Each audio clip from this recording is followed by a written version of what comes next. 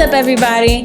It's your favorite host, Always Am. Of course, your favorite convicted felon here on Felons and Friends. And today I have a special guest with me. His name is Mr. Brendan Pike. He is one of the top fitness influencers out here in the Houston, Texas area, really around the world. You do it internationally.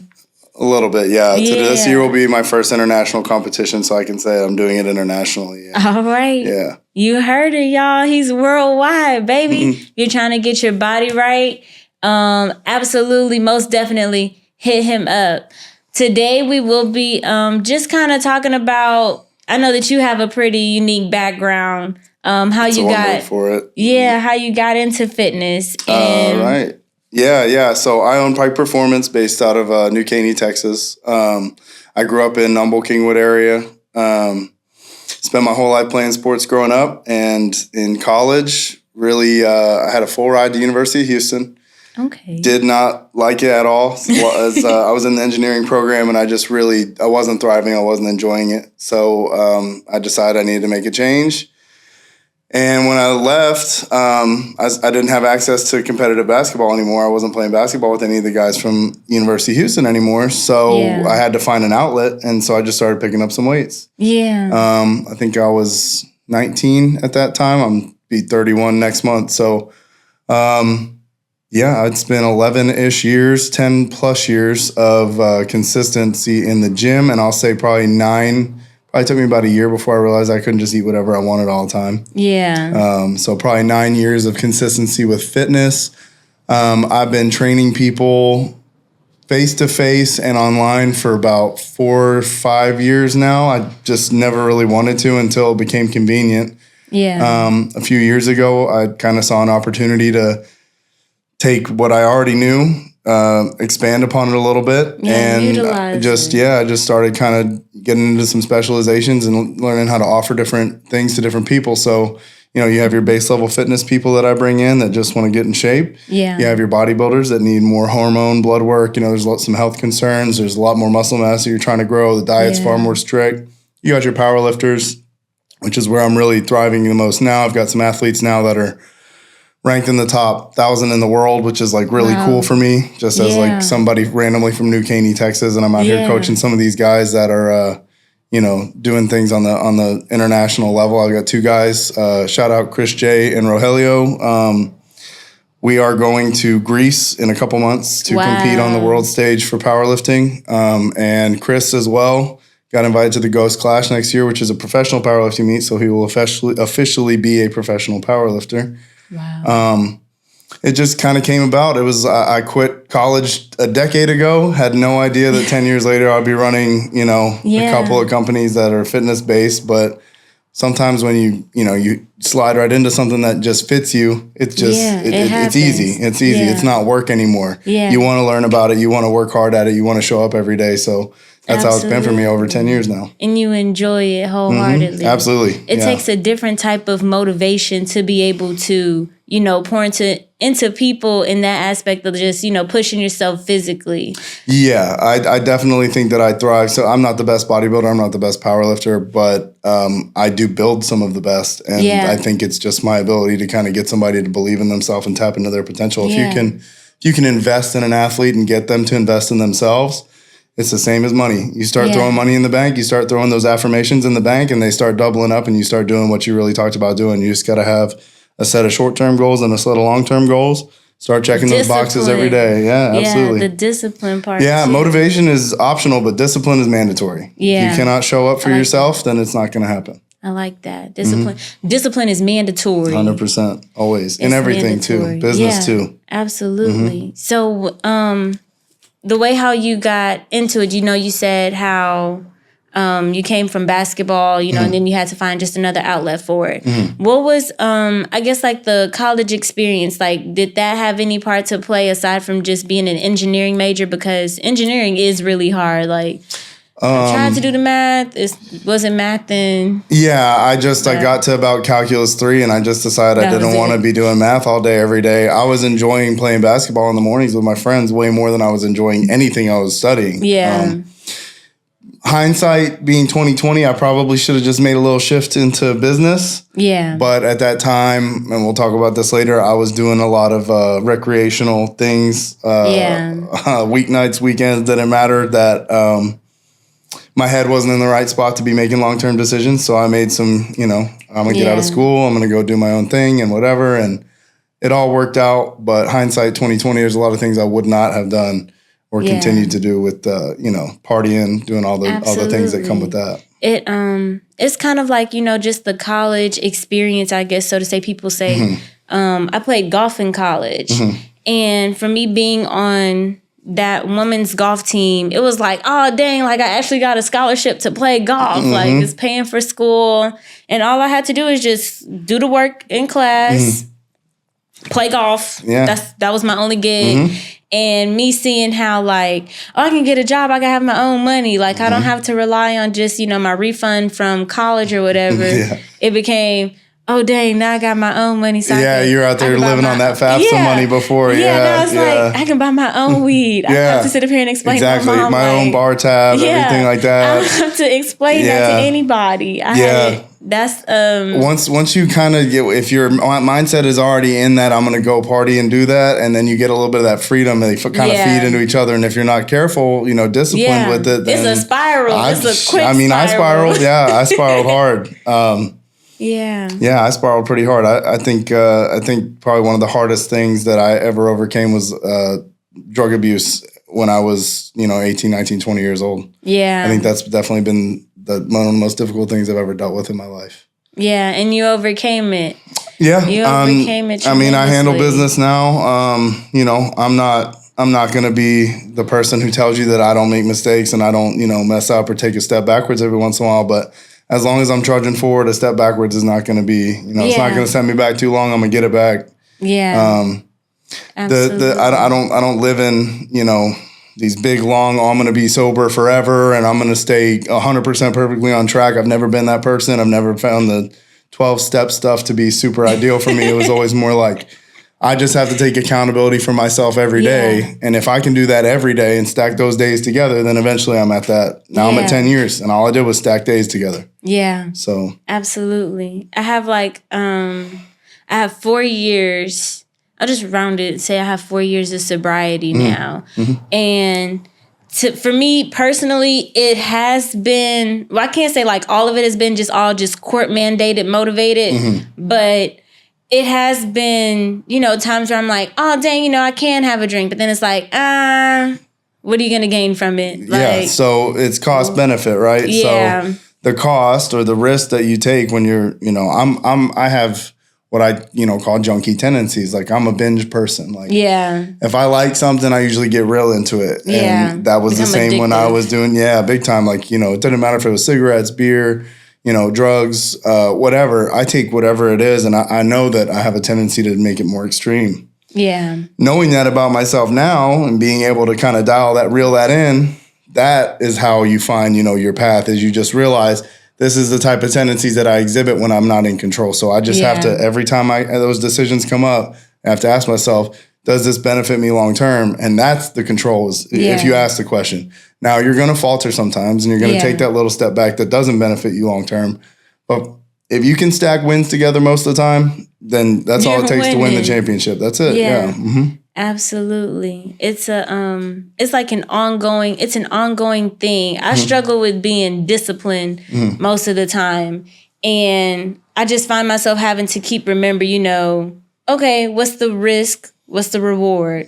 Do you want to do it now and just suffer now through it, but not really suffer? You got to grow through it. We're not going to use the word suffer. We're growing through it. Absolutely. Or you're going to deal with it later and you're like 85. Like you can take all those little small pleasures now, or you can postpone them and get the big ones later. Because if you just feed into all the small pleasures all the time, the beer, the drugs, the going out, the spending money, it doesn't really matter what your vice is. It could be gambling. It could be whatever. Maybe you go to the zoo every day. I don't care. If it's starting to get in the way of your goals and your best life that you're trying to get to, if it's getting in the way, you've either got to erase it or limit it. For most people, erasing it for me is extreme and difficult. And I end up, I know how I am. I know that my mentality is such that it will put me into that weird loop of over restriction, and I beat myself up about it. That's a real thing. 100%. And so I take it and I just say, I'm going to limit myself. I'm going to make the right choices at all times. That way, when that mistake happens, I know that I got 100 days that I made the right choices to make up for this one that I'm messing up right now. And I'm going to get right back on and put together another 100, 200 days, whatever. It's just always thinking about one more day, make one more day count, make one more day count. Yeah. You stack up more wins and losses. That's it. That's all this life is about. You're never going to avoid all the losses. Yeah. It's like with the, I don't want to say like overstimulation of like just staying on a strict path. Like for me, I was in and out of jail for the past 5 years, I'd say. Last time I went to jail was like 2020. I want to say like 2022. 2022 was the last time I went to jail. And it's been 2 years since I have been, jail free. Right. Yeah. I'm 2 years in, baby. I'm 2 years in the free world. I'm so excited. I'm at a decade-ish. Yeah, I'm at a decade-ish. It's a thing that I had to learn, like from getting my first DUI, being on that strict schedule, still in college. I'm around, parties and stuff every day. And that peer pressure. Yeah, I had friends that were like, oh, just leave your car. Like, you don't have to blow in your car. Just leave it. We'll drive you around. Like, so it's like, okay. I guess. Then you have access without needing access. Exactly. The opportunity to do the simple, take that simple, easy way out is always there. Yeah, that door is always unlocked. It's and it looks so good. It looks so good. It looks way better than the door that's locked at the top of the stairs that you got to spend some time climbing up to. Yeah, absolutely. Way better. But that's the life that you really want when you prioritize everything is up there. It's not down there. For me, like it became after my first DUI. I was an education major, and I had to change my major because they told me you can't have anything on your record in order for you to go in and do your student teaching with the program. So now I'm in my senior year of education, just got my first arrest, and they're like, you got to change your life around. So I got to change my life around in two big aspects where I don't know how I'm going to go home and tell my parents, like, I screwed it up, and I can't travel with the golf team anymore, so won't have a scholarship. Then I got to change my major, so I'm going to be in school just a bit longer. And then on top of that, I have a DUI that I have to deal with. So now there's more, incoming bills, incoming, hardship and everything. Yeah. And then still it's like, okay, like you got a job. It's like, well, the breathalyzer can't smell weed. Yeah, 100%. But, just from being on that strict, being on that strict mental, I guess, like bondage, not that you set it for yourself, but that that you're someone on like court stipulations and you can't do you're being limited, and that repetition of I'm being limited by something external. Exactly. It gets old. So when I got off of probation for the first one, it was like maybe like 2 weeks later, I got another DUI, and they're like, "Dang, lady, what are you doing?" It's like, it's my first drink in like a whole year and a half. And then I've been in that college time you parties. get pulled over.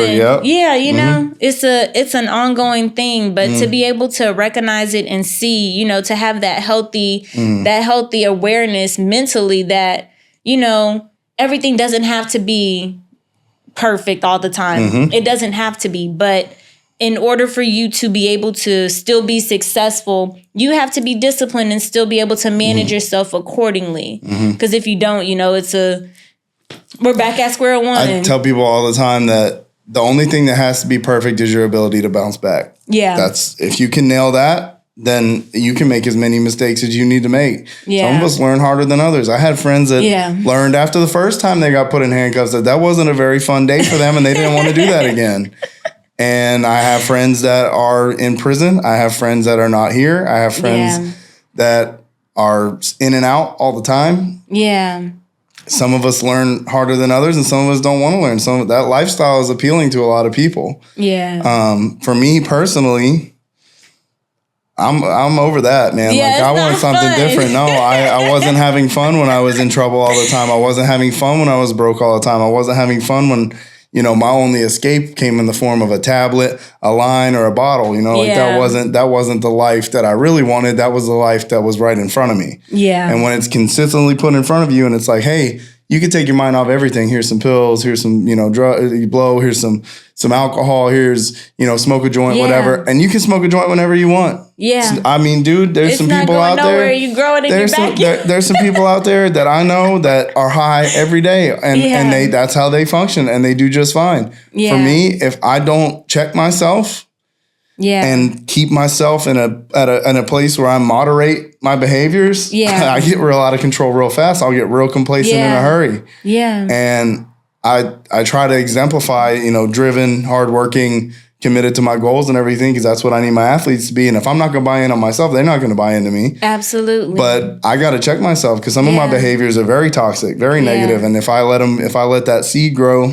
it's not going to be, it's going to, in a few months, I'm going to have to chop that tree down. Yeah. It's like the importance of having a healthy environment. Yes. And when people don't necessarily see, how their environment is literally affecting them. Like, I believe all environments play a part in everything. Whether you grew up in a healthy household or an unhealthy household. Like for myself, I grew up in a healthy household. My parents, they're still together. Today they made 30 years as their anniversary. Oh, dang. Yeah. So it's like, like they've been together my whole life. And for me, not to say that I'm ungrateful for the situation that I was brought up in, that I was raised in, but on the other hand of it, it becomes like, hey, like there could be some lack of, self-awareness going out into the real world, because I've grown up in this environment of just, it's everything's all peaceful. Like, my parents have their disagreements here and there, but just to see, like, okay, I have to learn this way because I didn't get that exposure,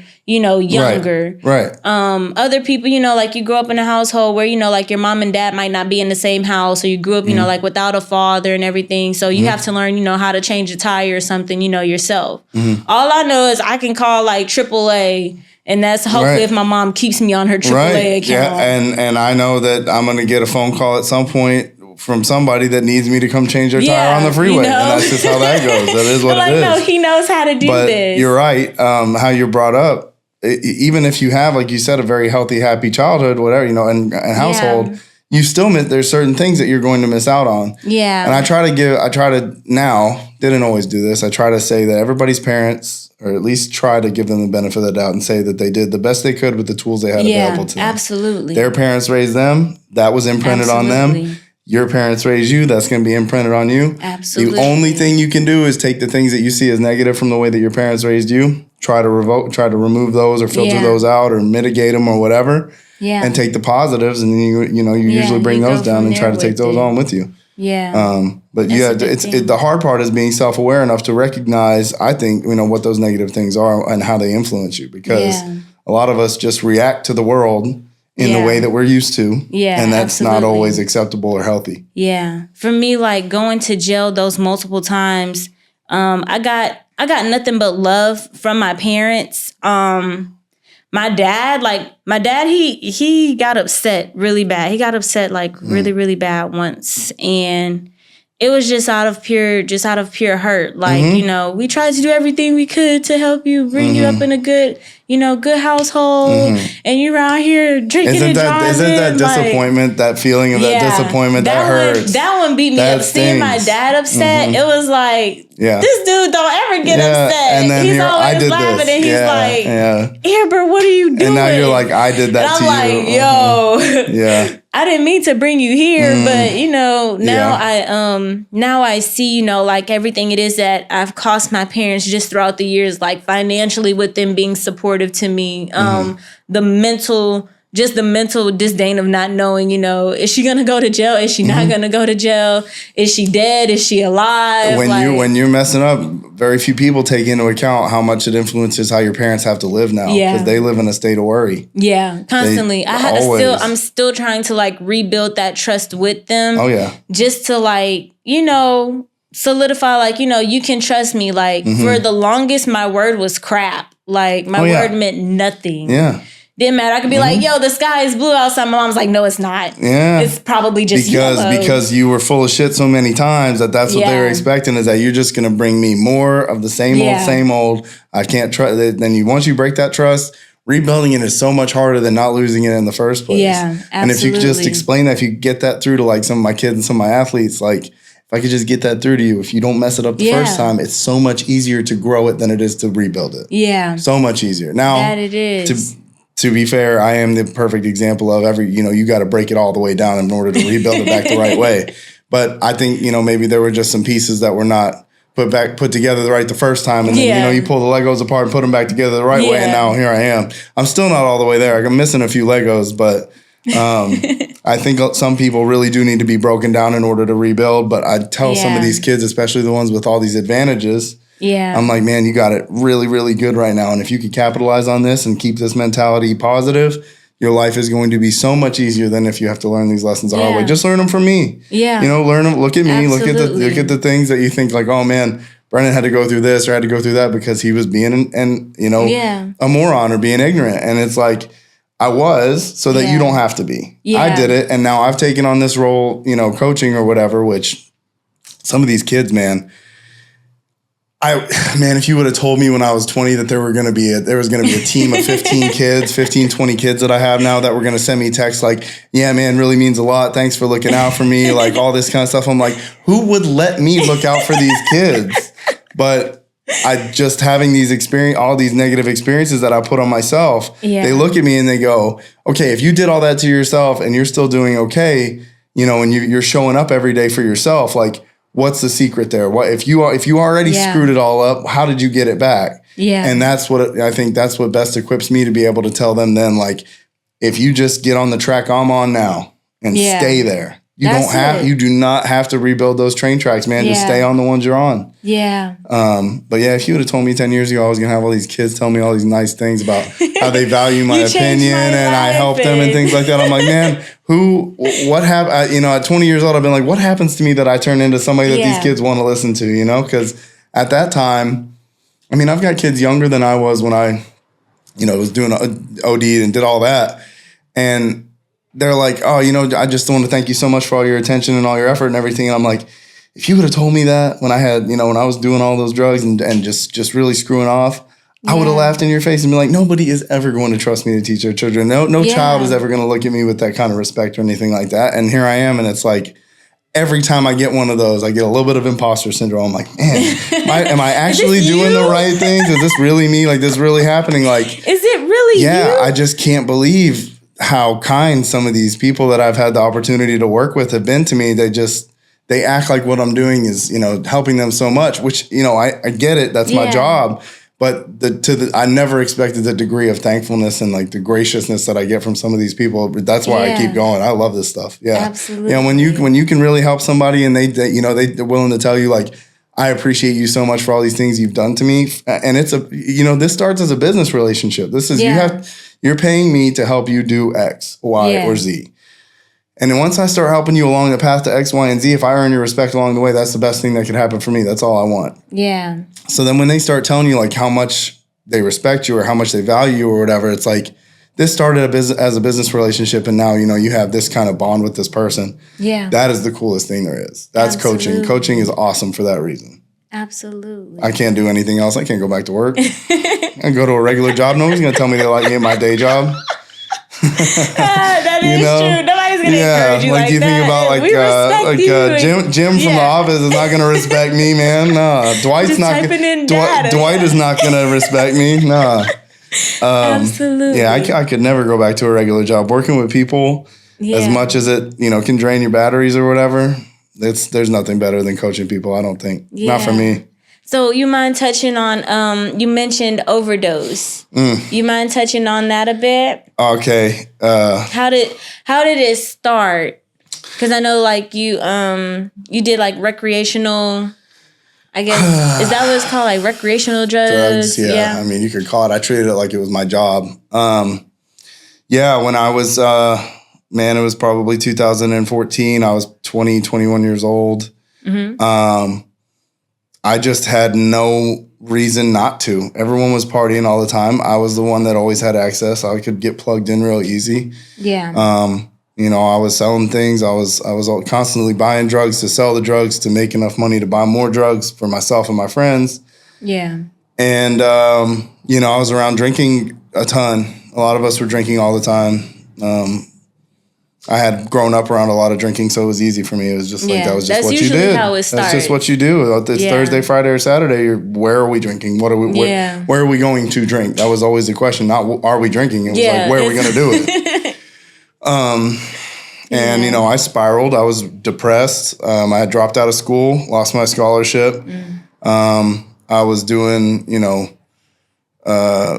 a lot of things that were not healthy for me. I was in EMS school, and you know, well, actually, I guess at that time was right before I got out of EMS school. No, it might have been right before. So right after I got out of EMS was really when it got bad, and I had finished, you know, training and everything, and I was trying to find if I was going to go work, you know, on an ambulance or whatever for, you know, if I was going to do 911 or transfer, and there's all these different options, and I'd gotten done with some training and everything, and the next big event for me was I woke up at Kingwood Hospital at 8 p.m. on a Saturday night. Wow. And then I kind of had to piece back everything from prior. So the night before we started drinking, just like any other night. Yeah. Whatever somebody put in front of me, I probably did. I mean, I failed the drug test you can't fail a drug test much harder than that. I wasn't doing heroin. I wasn't doing fentanyl. Wasn't on benzos. I think that's pretty much it. Okay. I think I had pretty much every other substance was still in my bloodstream at some, you know, when they took my or on my urine panel. Yeah. And they ran blood work on me to confirm my blood alcohol level at like, I think it was 6 or 7 p.m. I was asleep. My blood alcohol content, which is, you know, about 24 hours after we started drinking, was 0.21. Oh, wow. So that crazy. Means when I drove home at 1 p.m. and 2 p.m., I was still 0.3. Wow. Like, should have been pretty near blacking out. Yeah. And I drove like that, you know, and that was a big wake-up call. Is like, there's no possible way I could have prevented myself from hurting someone if I wanted to.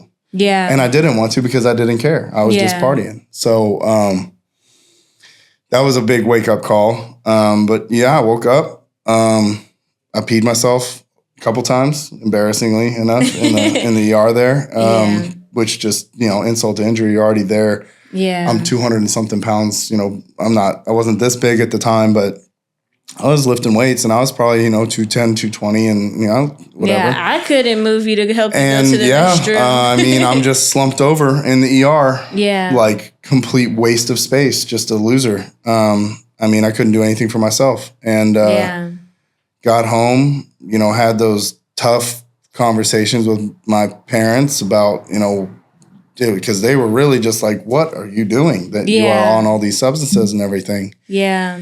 And I could imagine that'd be like alarming, you know, like for them. Yeah. Just in that aspect to know, like, there's some hard conversations there, just being honest with my parents about, and probably wasn't. I tell you the truth, I don't remember a ton of the conversations we had in detail because there was no way. I couldn't even remember what had happened the day before. You know, I was gone. And and one of the hardest things I think was dealing with the things after that, because my speech is not as good as it was before. I stutter sometimes, and I catch myself. Fortunately, I've been very lucky that I can usually stay ahead of it. There we go. But man, it seems like sometimes if I get frustrated, I'll start stuttering, and now I'm more frustrated and I'll do it more and everything. That's been a weird one to deal with. My memory loss. I got a lot of memory loss. Yeah, that's a real thing too. I suffered from some memory loss as well, just with drinking so heavily. It'd be like I'd wake up and I'd be like, whew, I made it home. And it's like, dang, how'd you make it home? I don't remember coming home, Yeah, just from just having to just simple things. Like my mom would tell me, you know, like, oh, you remember about this, that, and the third? And I'm like, nope. No. She's like, I just told you some. Yeah.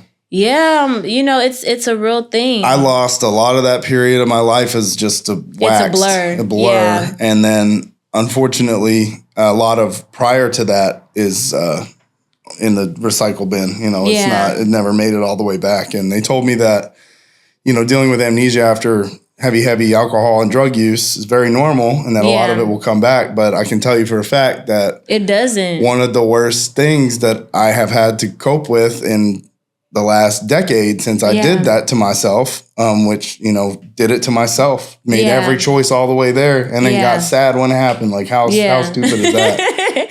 That's a little crazy, but I mean, it makes sense. Like, for me, I understand. Yeah. Like, I mean, how dumb did I have to be? But that's how dumb I had to be. Literally, I had to learn it the hard way to really make me change. And that's been the hardest thing to cope with is I don't have near as many memories and my short-term memory now, not the best. My long-term memory now, the last 10 years, not bad. Yeah. But everything pre-21, I mean, it is very spotty, man. Like I have some memories of my early childhood, but not near as many as seems like everybody else does. Yeah. As I move up into adolescence and everything, it's like I have some memories, but it doesn't seem like I remember things near as well as all these. You end up talking to people. People always talking about memories, right? Yeah. Always something comes up. Don't you remember this time? Don't you remember that? Or whatever. Even your family. Like, don't you remember this? And I'm like, I have no recollection of that whatsoever. Man. Like when you and nobody believes you. You know, like they find it hard pressed that you don't remember that. Yeah, they think you're joking. Literally, it's like I don't know how else to explain it to you, but it's kind of like I wiped the hard drive, man, and only some of the stuff stuck. Yeah, it is a thing. Like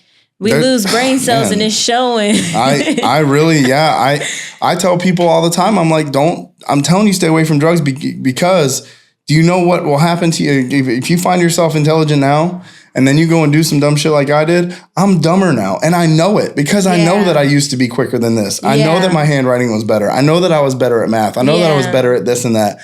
I know these things because I remember before enough that I was quicker than I am now. I used to do taxes. Oh man, like, I can do my tax. I can show you how to get your money back on taxes. But being a business owner, you learn a lot more about taxes than you ever wanted to. Yeah, ever. Yeah. But you also learn how to. You know, how to finesse. You learn how to how am I going to structure my business? When I go on this trip, what can I do to make sure that this is all business eligible? You know, and things like that. So there's a ton of ways to get creative with that. Yeah. So little things, it's sticking with you now, Now when I pick stuff up, everything I've learned in the last 10 years, which to be fair, my focus has been fitness for almost 10 years now, medicine and fitness. A lot of that stuck with me. So I still got a pretty good medical background. I still got, I'm really good at what I do. I'm fortunate that I've had some mentors and some people in my life that, Neil DeVoe mentored me through powerlifting and some of the nutrition stuff, and Matt Berzicott mentored me through bodybuilding and nutrition, and Quentin Bryan and Kim Bryan, they mentored me through business, and I'm saying all their names because I did not do this. This is not me. Yeah. Me is the person working on it, but somebody put these, so the universe puts these people in your life and you can choose to learn from them or you can choose to ignore them. And fortunately, I picked some really cool people to learn from. Yeah. So I've got a really good foundation for business and nutrition and training and all the things that I do with my clients. And shoosh. I mean, if you had told me when I was 21 and I was dealing with all that memory loss and everything that I would be here, that's another thing I would have been like, there's no way. Yeah. Nobody's going to trust me around their kids and my memory sucks. There ain't no way. So it's wild. It's absolutely wild to me. So with the dynamic, how'd you deal with, I guess, changing your environment? Losing friends, having to change. I don't even know if you could call it losing friends. I still talk to some of the people that I used to party with and everything. I cut off any of the behaviors that I found that weren't helping me. So I'll be completely honest. Like I tell everybody, I did not go junkie to zero. I did not get totally sober. Yeah. I told myself that I could smoke some weed and drink sometimes. Yeah. And as long as I kept it to that, I'd be chilling. Yeah. And there were multiple times over the period of my life between 21 and even when I really quit drinking was about 2-ish years, two summers ago, I think I really quit drinking. And I can count on one hand the number of times I've gone out and drank since then.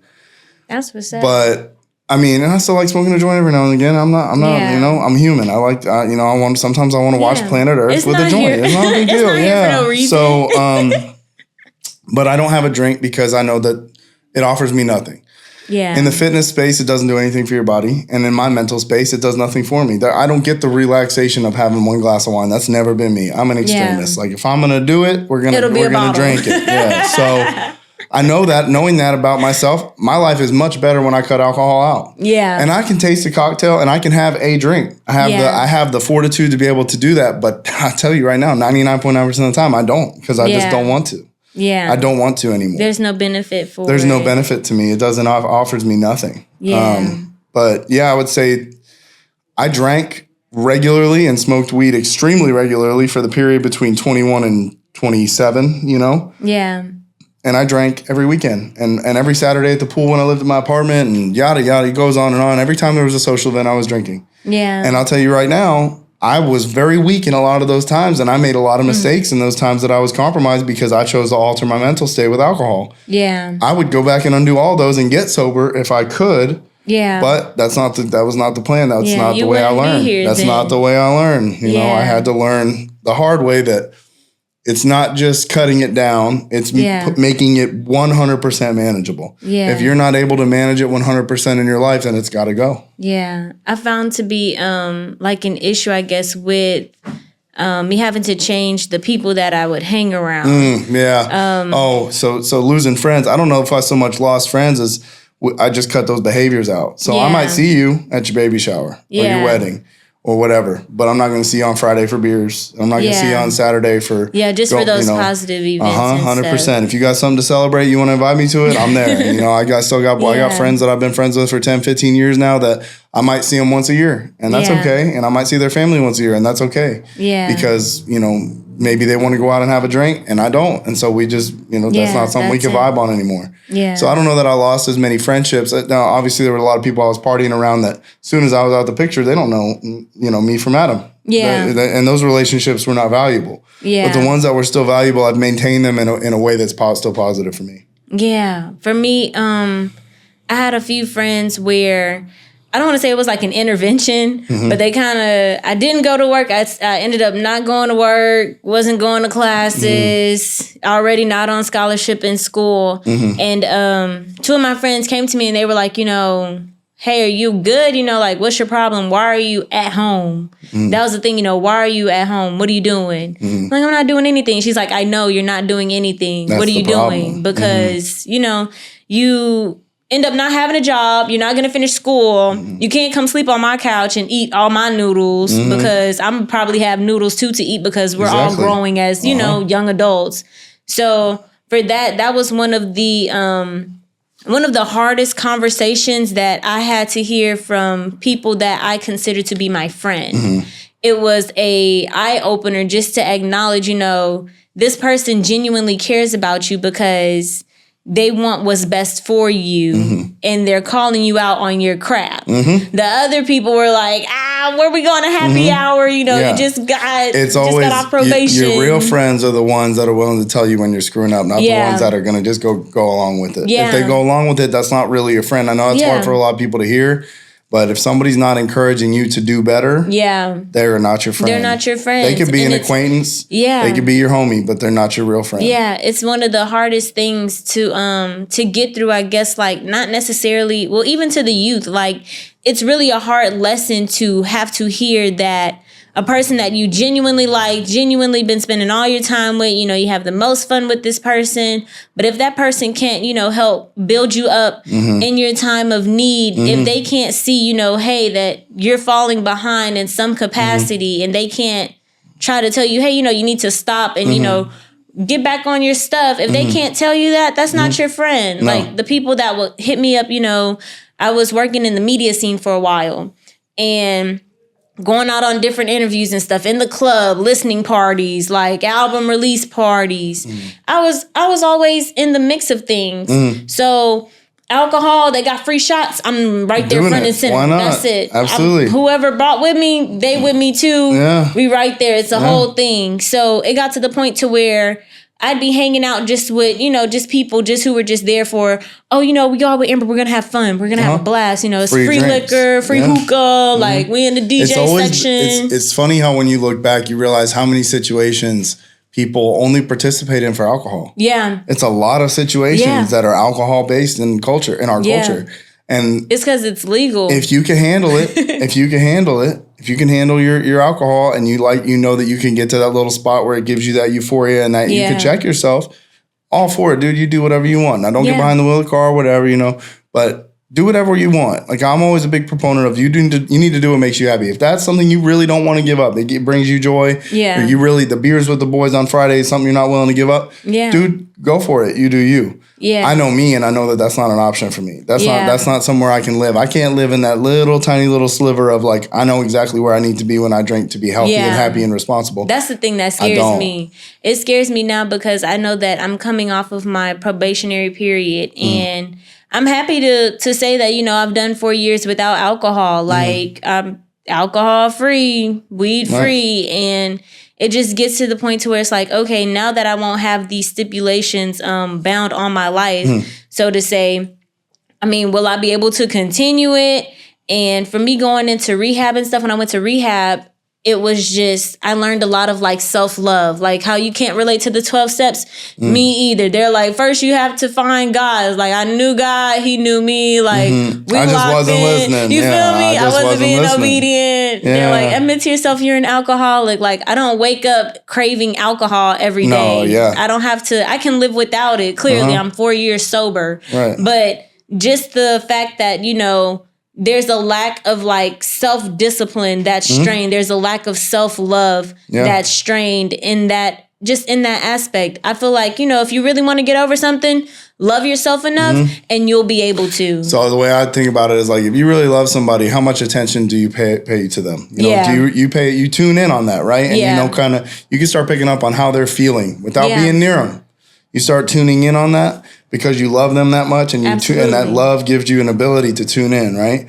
The reason you can't tune into that self-awareness is because you don't love yourself. Yeah. If you really loved yourself, you'd be able to tune in and, all right, if I love me, I want the best for me. Yeah. Just like you would for that other person. If you see a significant other, be a dang dog, whatever. Yeah. Whatever you love that you're tuned into, you're only tuned in because you care. Yeah. So if you can start doing that internally, then you start making the right choices for yourself, because you're not going to let somebody you love down. Yeah. But you'll let yourself down every time if you don't love yourself. Yeah. Easily. Absolutely. Yeah. Absolutely. And you cannot I really don't think that you can get to a degree of self-awareness that you need to be truly successful. And what I mean by truly successful is, whatever that means to you, your highest level. What is your ceiling? What are you capable of? Not all of us are going to build a business like Tesla. Yeah. It's not going to happen. My business is never going to be worth $2 trillion. No. I don't know, man. You international, bro. But I can build the best version of Pike Performance there is. Yeah. And then I can learn as much as I can for myself, and I can teach my kids as much as I can for them. And if I'm a good dad and I'm a good friend and people can rely on me, and I do well in business and I do well in the gym, that's I'm checking all my boxes. Yeah. It starts there. It's like I want to be present with God. I want to be tuned in. Yeah. I want to be a good father. I want to be a good friend, and then I want to be successful in my endeavors. And if I can handle all of those things, then that's my win. Yeah. So in order to get there, I've got to love myself enough to tell myself, to be able to don't get to do that if you want to go there. Yeah. It's a big thing. I struggled with that. That was something that I really struggled with, because I know like all the love and support that I was getting from my family, I wouldn't say it was just like bouncing off of me, but it was more so like, okay, I know that they love me. I don't know why they love me. Like I'm out here screwing up, but I had to sit back, actually go to the counseling, and then be open to it, to hear and understand, yes, other people love you, and they love you for a reason. Can you see the reason why these people love you? It's like, yeah, I guess I'm nice, I can make people laugh or whatever. And then it's like, okay, but aside from that, like, can you see love for yourself? Can you love yourself? Like, when you're at your lowest, and I always have to bring myself back to what my therapist told me. She was like, okay, you go to the mall, you can take somebody with you. You go out to eat, you can always take somebody with you. When you go to jail, you can probably take somebody with you too. You're going to do your sentence alone, but, they'll probably be there too. But when you're dead, it's just you. It's just you and that wooden box. It's just you. And so when you get to that point of like, having to realize you go through life alone with other people on your journey with you. You bring whoever it is that you want along on the journey with you, but it's your journey.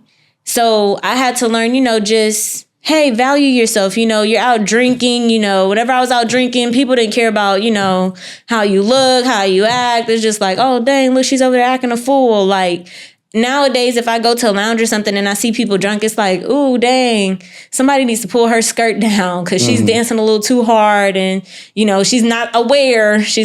But then it's like, okay, you know, she's drunk. Then it's like, oh, dang, that's how I used to be when I was drunk, you know, didn't really care. Exactly. And, you know, I get it. You know, you're out having fun, you know, teaches on, you know, you celebrate, you go hard. If y'all got a girlfriend that's out there dancing in the club, pull their skirt down. You got a homeboy that's passed out in the club, sit him on the side, you know, until y'all ready to go or, you know, get up out of there. But it's just having to realize, you know, as a woman, just seeing those different things, you know, it's like, okay, I have enough self-respect for myself to not go out in public with, you know, half naked to where I'm drinking and I know, you know, like I could be Janet Jackson. Doesn't have to be me. Right. So from there, I had to, you know, just start evaluating, you know, just the different boundaries and stuff that I had to put on my life. You know, you don't go out and drink. You don't get, you know, messed up. And you know, I did pretty good for like, you know, maybe a month or so, like 8 months. Once that motivation wears off and that discipline kicks in, if you don't have that discipline. Yeah, you know, and it was back there at ground zero. Just okay, we're in jail again, but this time we got a portable breathalyzer, ankle monitor, and one for your car. So there is no time to slack off. You know, there is no more. You don't have money to go outside anymore. You have money to pay for these appliances that you just got. Feed yourself. That's it. I got appliances now for my body. I got, you know, this one checks my breath. I can't. And you got to pay for those. You got to pay for your, you know, you pay your court date every time you got to go back to court. Yeah, probation fees. I'm just so glad. I'm so glad I'm going to be saving like $1,500 a month now. It's ridiculous. And think about all the things that you can put that into that are positive, and then instead you're out there paying penalties for bad decisions. Yeah. So I should own a Chick-fil-A. Like, something. I legit should own a Chick-fil-A. I did the calculations. Like, you paid enough for the down payment? Yeah. Yeah. I could be in the door. Think about what kind of car you could be driving. Whatever motivates you, man. Just like you can either give it up now. Yeah. And you can go out and do these things now and sacrifice a bit on your future. Yeah. Or you sacrifice now and get the future you want. Yeah. To me, the future I want is bigger than anything I could be doing right now. So I just gotta stay focused there. That's it. Absolutely. Absolutely. Did you begin to acknowledge God in any capacity? Man, my grandparents died in 2018 within 6 months of each other. And I was so mad at God for so long that I didn't talk to God until really at the end of last year. I started going back to church. Grace, you met Grace. Grace has taken me, she invited me to church and we went, and just so happened that the church had a play going on that really spoke to me, and definitely was in that building for the right reason. It was definitely not my choice. I didn't take myself there. I was taken there, you know. Yeah. And God will put people in your life to push you around. And that's not positive or negative. I don't mean push you around in a negative sense. I mean, God uses people to push you in directions and to see kind of what you do. He's going to challenge you and give you trials. Yeah. And he's going to reward you and give you people that bring you, peace. And I think that that's my two things, is that I'm always seeking peace on the other end of the trial. So whatever I had to go through, been through, enough things in the last few years that, Lord, I'm tired. Help me something. And so finally, that opportunity presents itself and somebody takes you to church and you go and it's a transformative experience and you realize maybe this is part of what I was missing. Yeah. So I said, maybe this is why I've had such a hard time. Maybe I need to be here. And I tell you right now, my anxiety, my depression and everything, as bad as it still gets, does, that doesn't go away ever. That's one of my crosses to bear. And, that'll be something that I deal with forever. But I tell you right now, it's a lot easier to manage my day-to-day life when I realize that all my problems are mostly temporary. Yeah. There's real problems that people have that are permanent, terminal. No toes, no legs. Man. You could be there. So my younger sister was diagnosed with cancer at 21 years old. Wow. That's a problem. That's a real problem. That's something you didn't do, you have no control over, and it is happening to you. That's a problem. But I don't have any real problems. Yeah. Being broke ain't a real problem. Yeah. Being tired ain't a real problem. Yeah. Not wanting to go to work, not a real problem. having a low social battery, not a real problem. Yeah. A real problem is something that you have no control over and no way out of. Yeah. You can't help yourself out of cancer. Yeah. I don't care how many blueberries you eat. You're not gonna cure your cancer that way. Yeah. That is a real trial that you're gonna have to go through. That's gonna require the help of other people and a lot of faith that you come out well on the other side. My sister had life-altering surgery to remove a tumor on her spine. Oh wow. And you would never know. Yeah. You would never know. She walks around totally normal. She goes to the gym several days a week. Wow. She's acting in Chicago. She's got a full-time job. God. She works for the Cordoma Foundation, which is one of the, it's what the cancer she had. Yeah. Could not have been a better fit, That's what's up. So that's a real problem. And on the other side of that, God bless her with so many different opportunities and things like that. That's what's up. And, just talking to her the other day, it's like, it's crazy that we complain about things when just a few years ago, we had no idea what was going to happen to you. Yeah. We didn't have any idea. Yeah. When we found out she had cancer, you have no idea what to expect. You know, how what if it's worse than they think? What if it moves, migrates, whatever. Yeah. A lot of what ifs. Like you said, it's just, just a little bit of faith, and just, staying positive. Because in a situation like that, that's hard, man. Yeah. To not know, like to have a life-threatening disease that they have no cure for, She had to undergo an experimental surgery because she's one of the youngest people ever to be diagnosed with this type of cancer, man. Wow. It's like they usually don't find it until you're older when it gets so uncomfortable that then they find it. And by then, it's usually inoperable. She got lucky, and by the grace of God, goes through this 13-hour surgery. Wow. Comes out on the other side of it, spends, 2 weeks, 10 days, something like that in the hospital. Wow. Learns how to walk again a little bit. She was laying on her stomach for over, I think it was 6 days on her stomach before they let her get up because it was so extensive on her back. And wow. Yeah, she's a warrior, man. But that type of thing, that's a real problem. How you respond to that if you can tackle that and move forward, if she can tackle that and move forward, there is nothing. You won't have any excuse. Tired, anything. She hungry, can run through a brick wall. Tired, hungry, whatever. I don't care what your excuse is, man. Like if you don't have a real problem affecting you, get up and go get it. Yeah, that's like now I have to. I'm making the mentality shift from me just being caught in the mind frame of you're a felon. Nobody's going to hire you. Nobody trusts you. People are going to look at you crazy. And it's really just, I see it now. My mentor, I interviewed him a couple days ago, and he was just telling me, just reinstilling in me, he's a felon as well, but he's a millionaire. Like, anybody can make it. Just little things like that. And it's like, okay, if you're going to allow society to put yourself down or you're going to put yourself down. So who's going to help build you up? It doesn't matter if it's you or society putting you in the box. If you end up in the box, you're in the box anyway. Yeah. So who's going to build you up? Like you're already down. You beating yourself up too. 100%. So now it's, it's a mentality shift. And that's a good thing too, that. Not that, well, I mean, it's a good thing, too, that your sister went through it. She was successful, through everything. But just to be able to see just the dramatic positivity in that, Yeah, she has surgery. Some people don't come back from that. But she's walking around, you would never know that that's a part of her story. Yeah, she was under for 13 hours. Yeah, that's crazy. Then, has this huge wound to deal with. And I mean, she had to relearn how to use all the musculature in the lower back and her butt and everything. And it's like, she bounced back from that. And she's out here, it's a few years later, she's going to the gym. Yeah. She's training. She's working. She's working on her side hustle, which she's an actress in Chicago. I mean, it's just, there's nothing that you cannot do. There's nothing. Yeah. If you have a real problem and you got to take some time to handle that, it is what it is. Yeah. But come back strong on the other side of it. Absolutely. Because most of the problems that we tell ourselves, like, I'm a felon, is that a problem? Yeah. It could be if you let it be. Yeah. But at the same time, from experience, your mentor or whoever else, and look at all these other, people we know. Donald Trump, bro. I want to be president you can be a felon. You could be a felon and still make it. Yeah. It's all about your mentality on the other side of that and how hard you're willing to work. It does not matter what your status is. If you are willing to outwork whatever circumstances you're dealing with, you're going to get past it. Absolutely. Just be patient.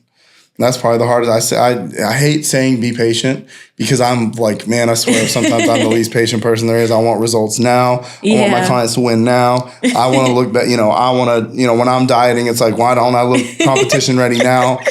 I get so impatient about certain things, but then I'm always preaching, be patient with my clients, because it is important. Yeah. If you work and you are consistent and you put in the time, those are the 3 ingredients you need. Yeah. But that time component, that's where that patience comes in. If you are not willing to outlast your competition, don't expect to win. Absolutely. A lot of games that we play in life are outlast, not out earn, not that out is compete.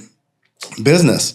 I've seen a lot of people with a lot of talent go into the fitness space and do well for a little bit and then burn out because maybe their ethics are poor. Yeah. Or, maybe they made some poor financial mistakes, or maybe they invested in the wrong people, or maybe they, tried to do too much, or maybe they got burnt out. Yeah. But the people who stick around are the people with the tools who are willing to outlast everybody else. And that's how you really start climbing those echelons. Because anybody can go be a personal trainer at a big box gym. And no hate on those guys. You guys are, they get worked they get worked hard. They get long hours, and, you have about 15 minutes in between your 3rd and 4th client to go slam a meal before you got 3 or 4 more clients, because they're just jamming your schedule full because you're on hourly. Yeah.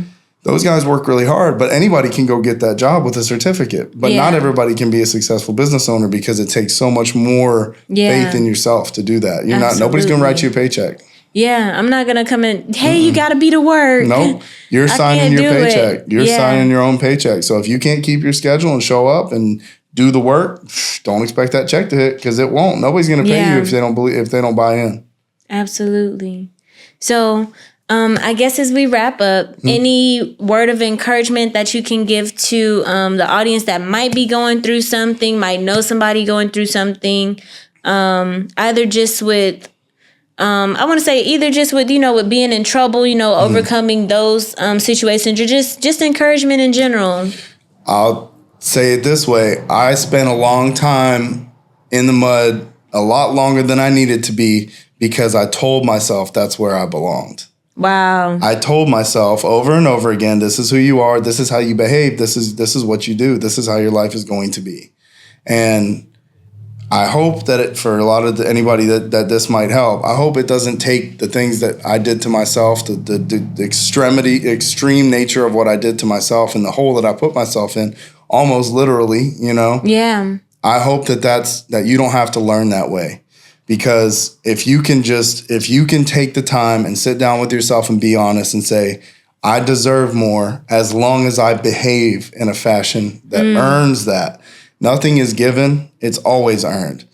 You probably, if you're listening to this and it's resonating, you probably were not given the life you want, and you have to go earn it. I was not given the life I want. I have to go earn it. All of the opportunities that I had before 21, I squandered. All of them. And all of the opportunities I've had, since then, if I let an opportunity go, it's by choice now. It's not because I'm screwing up, which is a beautiful blessing. I don't take every opportunity that comes my way, because I'm fortunate enough that I am in a place where there's times where I don't have the time to take on a new opportunity, and that is a blessing. Yeah. So the positivity, just unrelenting belief in yourself and positivity, if you can get there without making the big mistakes, the ones that set you back, taking a step back is okay, but I'm going to tell you the way I did it, I took 10 steps back, and you don't want to do it that way. You don't want to fall off the ladder. Yeah. So take it from me. Don't learn the hard way. Just find what you're good at. Find your niche. Find where you need to be or where you want to go. Set that path up. What stepping stones, what boxes do I have to check to get there? And if you can set it up and you can visualize, these are the boxes I got to check every day. These are the boxes I got to check in the next few months. These are the boxes I got to check this year. These are the ones I got to check in the next 5. You set up an organized plan and have unrelenting belief in yourself that every single day you're going to check every single box. I promise you can miss some of those boxes and turn out okay.